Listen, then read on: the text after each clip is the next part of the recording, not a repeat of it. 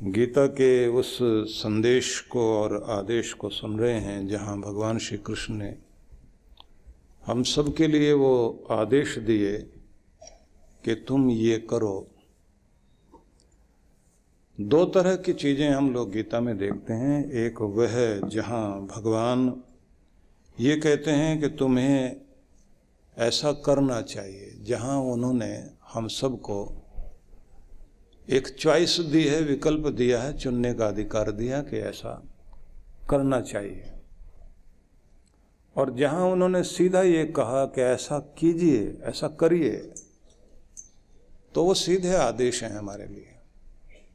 जैसे भगवान यहाँ कह रहे हैं, मन मना भाओ, मेरे मन वाले हो जाओ, तुम्हारा मन मेरा हो जाए, विचारधारा मेरी हो जाए, चिंतन मेरा हो जाए, भगवत्ता तुम्हारे मन में उतर आए, मस्तिष्क में उतर आए, भगवान की दिव्यता उतर आए।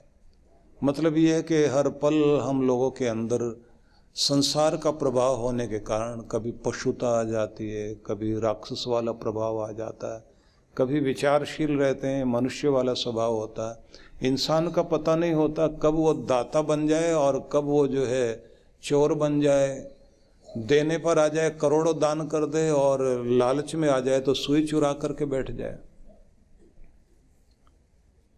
कुछ भी हो सकता है, मन की स्थिति बिगड़ती रहती है। कभी हम लोग बहुत दयालु हो जाते हैं तो इतने दयालु होंगे अपनी चीजें उठाकर पकड़ा देंगे दूसरों को, और कभी जब मन खराब होगा तो जो दिया है वो भी ले लेंगे, उसका भी उठा के वापस लेके आएंगे। कुछ भी पता नहीं लगता।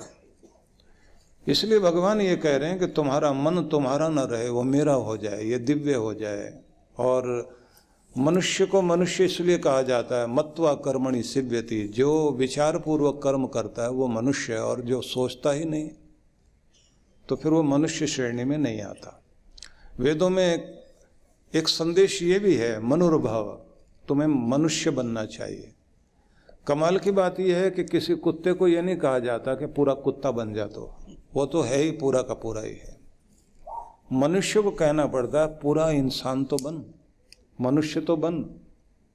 जानवर को, किसी सांप को कोई ये नहीं कहता पूरा सांप बनना है, थोड़ा बहुत कमी नहीं रहनी चाहिए, वो तो पूरा बना हुआ है। कमाल की बात तो यह है कि हर पेड़ भी अपनी पूर्णता को प्राप्त करने की पूरी कोशिश करता है, मनुष्य अपनी पूर्णता तक नहीं पहुंचता। अब जब आप कीर्तिमान देखते हैं इस दुनिया में, किसी महान पुरुष को देखते हैं, किसी बड़े योद्धा को देखते हैं, किसी सेनापति को देखते हैं, तो आपको एक बात दिखाई देती है कि किसी व्यक्ति ने, किसी योद्धा ने कोई बहुत बड़ा काम किया होता है, तो वो कीर्तिमान है, एक रिकॉर्ड बना है कि इंसानियत यहाँ तक भी पहुंची है। अगर दधीची ने अपनी हड्डियां तक गला दी, दुनिया के लिए सब कुछ दे दिया, तो पता लगता है कि एक ऋषि ने कितना बड़ा कार्य किया। च्यवन ऋषि ने जब अपने बुढ़ापे को दूर करने के लिए एक रसायन तैयार किया, तो वो पूरी दुनिया के लिए अर्पित कर दिया कि किस तरह से आप अपना जीवन कल्प कर सकते हैं, शरीर को नया बना सकते हैं, अपने बॉडी सेल्स पूरे को पूरे नए किए जा सकते हैं, उनकी रिपेयरिंग की जा सकती है। बड़े बड़े हमारे महान पुरुष लोग जितने भी हुए हैं, उन्होंने कीर्तिमान कायम किए। इसलिए कोई महान पुरुष होने का मतलब होता है एक रिकॉर्ड बनना कि मनुष्यता यहाँ तक पहुँच गई। तुम अगर पीछे रह गए हो तो तुम्हें यहाँ तक जाना चाहिए, इसकी कोशिश करनी चाहिए। और ये ध्यान रखना चाहिए कि तुम उलझे कहाँ हो, कहाँ उलझ कर रह गए, कहाँ पहुँचने के लिए आए थे और कहाँ रुक कर के खड़े हो गए हो। इसलिए आपके जीवन में वो स्पार्किंग करने वाला तत्व जरूर चाहिए, स्टार्टर चाहिए आपको, जो बात बात में आपको रुके हुए को फिर से स्टार्ट करे। आपकी सेहत के लिए आपके नियम रुक गए हों, वहाँ से कोई प्रेरणा देकर फिर से शुरुआत कराए। रोज की आपके अंदर की सज्जनता खत्म हो रही, आपकी शांति खत्म हो रही है, आपके अंदर तनाव ज़्यादा आने लग गया है, खींचने लग गए हैं, इरिटेट रहते हैं। कोई चाहिए आपको मोड़कर फिर वापस लेकर आए कि यू टर्न लो, जहाँ पहुँच गए वो ठीक नहीं है, वापस आओ, यहाँ से शुरुआत करो। इसलिए जीवन में गुरु की बहुत बड़ी आवश्यकता पड़ती है। गुरु बनाना फैशन नहीं है, गुरु बनाना जीवन को एक नई दिशा देना है। इसलिए वो लाइफ कोच है। लाइफ कोच चाहिए आपको। हर जगह आपको, हर खिलाड़ी को एक अच्छा बेहतर प्रदर्शन करने के लिए अपने कोच की जरूरत पड़ती है। वो आपकी योग्यता को उभारता है, आपके प्रदर्शन को सुधारता है। जिंदगी में भी बेहतर प्रदर्शन हो सके तो यहाँ भी तो कोच चाहिए आपको। और ये ध्यान रख लीजिए, कोई न कोई रोकने टोकने वाला तो होना चाहिए। बचपन में माँ बाप रोकते टोकते थे तो आपको दिशा दी उन्होंने, लेकिन जीवन भर के लिए आपके कोई सहारा चाहिए, इसलिए गुरु की आवश्यकता पड़ती है। तो इसलिए मैं आप सबसे ये कहना चाहूँगा कि जब कृष्ण भगवान ने सीधे आदेश दिए कि तुम्हारा मन मेरा हो जाए, दुनिया अपनी तरफ खींच रही है, अपना बनाने की कोशिश कर रही, तुम्हारे मन को अपनी तरफ ढालने में लगी हुई है, अपने रंग में रंगने की कोशिश कर रहे हैं। इसलिए कमाल की बात तो ये होती है कि जब कोई बहकाने वाला व्यक्ति मिलता है तो वह आपके मन पर काबू पाता है, और उसका प्रभाव कितना अद्भुत होता है। अपनों के ही खिलाफ खड़ा हो जाता है आदमी। किसी के बेटे को बहका दिया जाए, अपने माँ बाप से लड़ने बढ़ने को तैयार हो जाता है। किसी की बहू को बहका दिया गया, उसकी बुद्धि खराब हो गई और सबको कहती है जेल करा के छोड़ोगे। इन लोगों ने तो मुझे इतना दुख दिया, इन्होंने तो मुझे इतना सताया है। और उसके बाद उसके अंदर का वो सारा जो चंडी वाला रूप होता है ना, वो सारा जाग जाता है। उस समय की सारी ऐसी विद्याएं जाग जाती हैं, सारी ऊर्जा का एक दुरुपयोग शुरू हो जाता है ना। जरा सोच कर देखिए कि कैकेयी कोई साधारण रानी नहीं थी,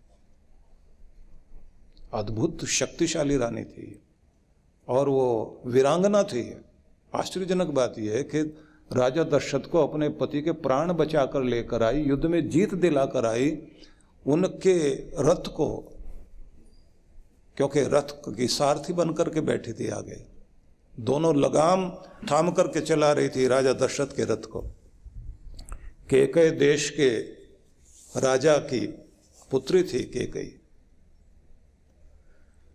और जिस समय शत्रु ने बाणों के प्रहार किए तो रथ को इस तरह से क्षतिग्रस्त कर दिया कि रथ की धुरी से कील तक नीचे गिर गई और पहिया निकल रहा था, रथ उलटने वाला था।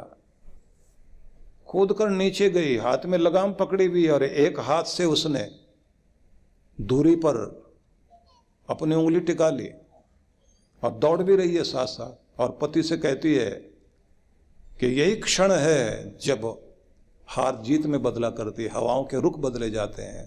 जिस समय आंधियां चल रही होती हैं, आपको उस समय सावधानी की जरूरत होती है कि किस तरह से आप उस समय अपनी जीत बनाया करते हैं। हिम्मत देती रही और जिताकर घर में लेकर आई, देश को जिताया, पति को जिताया, पति के प्राण बचाए, और उसके बदले में जो उन्होंने एकदम कह दिया, वरदान देने के लिए तैयार हूं, और कह दिया उन्होंने कि मैं फिर कभी मांग लूंगी जब जरूरत पड़ेगी। मांगा भी नहीं कभी उसने, सोचा कि ये और मैं अलग नहीं हूं, पति से क्या मांगना। लेकिन जब मंथरा ने कान भरे तो फिर आप जरा सोच के देखिए कि क्या बोला होगा और कैसे बोला होगा, कैसे समझाया होगा। दूसरे के मतलब की बात को पकड़कर बहकाने वाले पकड़ा करते हैं कि तुम्हारी तो दुर्गति होने वाली, तुम तो घर में दासी बन करके रहोगी, अब तक तुम्हारे घर में चलती थी, अब इनकी चलने वाली है। किस तरह से बहकाया जाता है। वो कान में जो जहर की प्याली डाली गई थी, उसका परिणाम पूरी अयोध्या को आंसुओं में बदल दिया उसने। तो किसी का कान में कुछ कहना साधारण नहीं होता। एक वीरांगना, एक महान राजा की बेटी और महान राजा की पत्नी, जो युवराज राम को बहुत प्यार करते थे, और कहां इस रूप में ऐसा उसने वचन मांग लिया कि राम जी को वन जाना पड़ा। वन जाने का मतलब देश निकाला है, कोई सुविधा नहीं दी जाएगी, 14 वर्षों तक आप लौटोगे नहीं। मतलब जवानी का वो सब काल निकल जाए कि जब तुम किसी तरह से कुछ भी करने लायक न रह जाओ।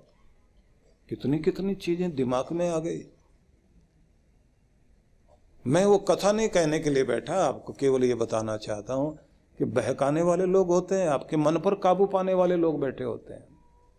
आपको जो उद्विग्न करे, कृष्ण भगवान ने गीता में एक स्थान पर वाणी के तप की बात कही, अनुद्वेग करम वाक्यम सत्यम प्रिय हितम चयत। वाणी ऐसी नहीं होनी चाहिए जो भड़काऊ हो। तुम्हारा बोलना भी जो है ना भड़काऊ नहीं होना चाहिए, आग लगाने वाला नहीं होना चाहिए। आप देखते हैं ना कि जो पूरे देश में समस्याएं खड़ी होती हैं, आदमी पत्थर उठाकर खड़ा हो जाता है, लड़ने मरने को तैयार हो जाता है, पीछे कोई होता ना भड़काने वाला, आग लगाने वाला, ऐसे नहीं खड़ा हो जाता। निवेदन इतना ही है कि बड़ी सावधानी बरतनी चाहिए हमें कि कौन हमें किस तरह से हमारा दुरुपयोग करना चाहता है, खिलौना बनाना चाहता है। कौन ऐसा आदमी है जो हमें नचाना चाहता, हमारा रिमोट कंट्रोल अपने हाथ में लेकर हमें घुमाना चाहता है, कठपुतली बना लेना चाहता है कोई हमें, और हम बन जाते हैं, उनकी बातों में आ जाते हैं। हमको लगता है हित चिंतक है, शुभ चिंतक है, बहुत अच्छी बात कह रहा है। सोचने की शक्ति नहीं रह जाती, तर्क वितर्क कर नहीं पाते। हमको लगता है वही प्यारा है, और जो अपने प्यारे होते हैं उनको हमको दुश्मन लगने लग जाते हैं।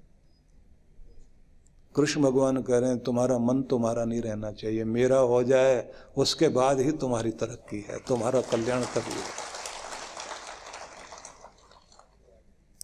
तो इसका मतलब ये हुआ कि भगवान का मन बनाने के लिए भगवत्ता वाली बातें सुनो, पढ़ो, विचारो।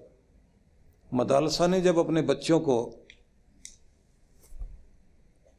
लोरी सुनाई थी ना, आप एक रानी की कहानी सुनते हैं जिस रानी ने अपने पति से कहा था कि ये मत सोचना राजा का बेटा राजा ही बनेगा, वो साधु भी हो सकता है, योगी हो सकता है, संसार से विमुख विरक्त हो सकता है। तो पति कह रहे थे राजा का बेटा राजा ही बनेगा, वो ऐसा ही रहेगा, वो इस तरह तलवार रखेगा, वो इस तरह से धनुष बाण चलाएगा, वो इस तरह से वीरता की बातें करेगा। रानी ने कहा कि माँ को निर्माता कहा, माता निर्माता भावती, माँ के ऊपर बहुत कुछ निर्भर करता है। मेरे द्वारा दिए गए संस्कार बच्चे के मन को बदल सकते हैं। उन्होंने कहा कि ऐसा तो नहीं होता, खून भी तो अपना असर करेगा, डीएनए में जो कुछ है वो भी तो काम करेगा। तो इन्होंने कहा डीएनए का सुधार हो सकता है, चेंज लाया जा सकता है। अब दोनों में शर्त लग गई, तू मेरे बेटे को योगी बना के दिखा। तो इन्होंने कहा ये शर्त मैं इसलिए मान सकती हूं कि हमारे यहाँ राजा लोगों को भी आखिर में योगी ही बनना होता है, उनको भी तपस्वी बनना होता है। तो जो बाद में बनेगा वो पहले ही बन जाए, इसलिए मैं इधर की तरफ ले जा सकती हूं। अब आप सोचिए, कोख में बच्चा है और माँ, होने वाली माँ जो अभी माँ बनी नहीं है, क्या पढ़ रही है? उन सब विरक्त लोगों की कहानियां जिन्होंने संसार से विरक्त होकर तपस्या करते करते अपने जीवन को ऊंचा उठाया, उन्हीं की कहानियां, उन्हीं की बातें, उन्हीं के विचार। कैसे आप संसार से ऊपर उठोगे? क्या तुम्हारा कर्तव्य है? कैसे साधना करनी चाहिए? वैसे गीत, वैसे भजन, वैसे ही इतिहास, वैसे कहानियां, वैसे विचार, वैसे चित्र, वैसे भावनाएं। अब जब बच्चे ने जन्म लिया तो अब लोरी देखिए उसकी। महाभारतकार ने लिखा है उसको कि मदालसा अपने गोद में लेकर उस नन्हे बच्चे की तरफ देखकर, उसकी नन्ही आंखें जो माँ की तरफ देख रही हैं, उसकी आवाज़ को सुनना चाहती हैं। अब ये बोलती है शुद्धोसि बुद्धोसि निरंजनोसि, तो शुद्ध है, तो बुद्ध है, तो निरंजन है। संसार माया परिवर्जितोसि, संसार की माया को परित्याग करने के लिए दुनिया में आया, तो फंसने के लिए नहीं आया। बसेगा दुनिया में लेकिन कमल बनकर खिलेगा, तो इस धरती की शोभा बनने के लिए आया है, परमात्मा की तरफ जाने के लिए आया है। इस दुनिया में रमने के लिए नहीं है। दुनिया की हर चीज जो बांध लेती है वो सारी रस्सियों को काटने के लिए तो है। और वो लोरियां, वो संदेश, वो प्रभाव कितना अद्भुत रहा। जैसे 15-16 साल का बच्चा हो तो वो तपस्या के लिए बैठ जाए, वन की तरफ चला जाए, और ऐसे करते करते 3 बेटे ऐसे ही वन में चले गए। आखिर में राजा ने हाथ जोड़े और कहा, एक तो कम से कम ऐसा हो जो हमारे राजपाट को चलाए। उन्होंने कहा ठीक है, अब सारी किताबें बदल देते हैं, विचार बदल देते हैं, दुनिया बदल देते हैं। अब योद्धाओं की कहानियां, वीरों का इतिहास, बलिदानियों की कहानियां, वो सब वही गीत, और साथ साथ में परेड देखना, योद्धाओं के अस्त्र शस्त्र संचालन को जाकर देखना, वो सब करना शुरू किया। और जब संतान हुई तो वो एक महान राजा हुआ। उसके बाद ऐसा योद्धा जिसकी वीरता की बहुत दूर दूर तक चर्चा थी। अब ये सब क्या है कि हमारे ऊपर हमारे संस्कार। परम पूज्य सद्गुरुदेव श्री सुधांशु जी महाराज के पावन सानिध्य में कोलकाता में परिवर्तन के लिए सत्संग कार्यक्रम की रूपरेखा दिनांक 20 से 22 दिसंबर 2024 प्रातः 9 से 11 बजे, सायं 5 से 7 बजे। विशेष 21 दिसंबर दीक्षार्थियों से साक्षात्कार प्रातः 11:30 बजे, सुंदरकांड पाठ दोपहर 12:30 बजे। 22 दिसंबर रक्तदान शिविर प्रातः 10 बजे, गुरु मंत्र दीक्षा प्रातः 11:30 बजे। स्थान science city auditorium, Topsia, Kolkata. आयोजक विश्व जागृति मिशन ट्रस्ट, कोलकाता। संपर्क सूत्र। आप सपरिवार सादर आमंत्रित हैं।